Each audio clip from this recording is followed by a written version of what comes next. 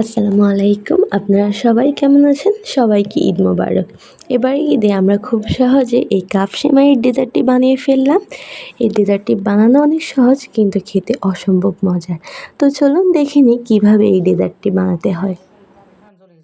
এর জন্য প্রথমে 1 প্যাকেট সেমাই নিয়ে নিয়েছি। সেমাইটাকে খুব ভালোভাবে ভেঙে গুঁড়া গুঁড়া করে নিতে হবে। অবশ্যই এই লম্বা টাইপের সেমাইগুলো নিতে হবে, শক্তগুলো।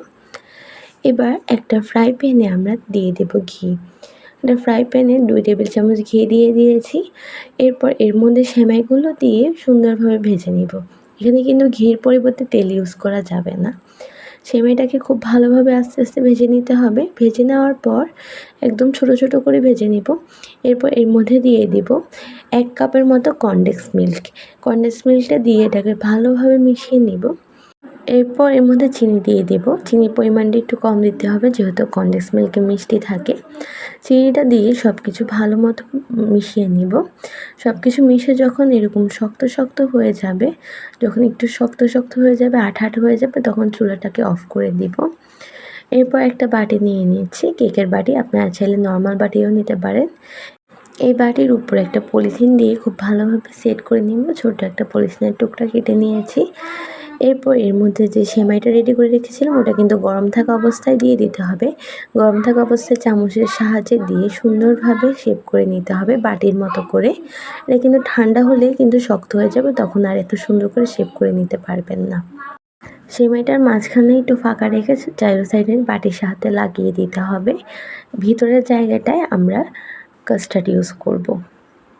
এরপর এই বাটিগুলোকে 1 ঘন্টার মতো রেখে ঠান্ডা করে নিতে হবে যাতে বাটিগুলো শক্ত হয়ে যায়। এখন আমরা কাস্টার্ড বানিয়ে নিব। এর জন্য প্রথমে একটা ফ্রাই প্যানে দুধ দিয়ে দিচ্ছি। এখানে দুধ দেওয়ার পর এর মধ্যে দিয়ে দিব পাউডার মিল্ক। পাউডার মিল্ক দিয়ে এটাকে ভালো মতো মিশিয়ে নিব। এরপর এর মধ্যে দিয়ে দেব স্বাদ মতো চিনি। এখন এর মধ্যে দিয়ে দিব কিছু পরিমাণ কনডেন্স মিল্ক। কনডেন্স মিল্ক দিয়ে সব কিছুকে ভালোভাবে মিশিয়ে নিব। যখন এটা একটু ফুটে উঠবে, গরম হয়ে যাবে, তখন একটা কাপে 2 চামচ কাস্টার্ড নিয়ে এর মধ্যে সামান্য একটু ঠান্ডা পানি দিয়ে এটাকে দুধের মধ্যে দিতে হবে। কাস্টার্ডটাকে কিন্তু আলাদা করে মিশিয়ে নিতে হবে, নাহলে দলা পেকে যাবে। এরপর এটাকে অল্প আঁচে ভালো মতো নেড়ে ছেড়ে ঘন করে নিতে হবে। এটাকে কিন্তু অনবরত নাড়তে হবে, নাহলে নিচ দিয়ে পোড়া লেগে যাবে। এটা যখন ঘন হয়ে যাবে ঠিক এরকম, তখন এটাকে চুলা থেকে তুলে নিব। এবার যে বাটিগুলো আমরা ঠান্ডা হতে দিয়েছিলাম ওই বাটিগুলো একদম পারফেক্টলি হয়ে গিয়েছে। হালকা একটু টান দিলেই বাটিগুলো খুলে যাবে। এবার বাটিগুলোকে আলাদা করে নিতে হবে। এরপর প্রত্যেকটা বাটি একটা প্লেটে সাজিয়ে নিয়েছি সুন্দরভাবে। এবার যে কাস্টার্ডটা রেখেছিলাম ওখান থেকে সামান্য একটু অংশ নিয়ে নিচ্ছি ডেকোরেশনের জন্য। সামান্য একটু কাস্টার্ড নিয়ে নিচ্ছি কয়েক চামচের মতো। এরপর এর মধ্যে দিয়ে দেব ইয়েলো ফুড কালার। ফুড কালারটা দিয়ে এটাকে ভালোভাবে মিশিয়ে নিব। এখন এটাকে একটা পাইপিং ব্যাগে নিয়ে নিব।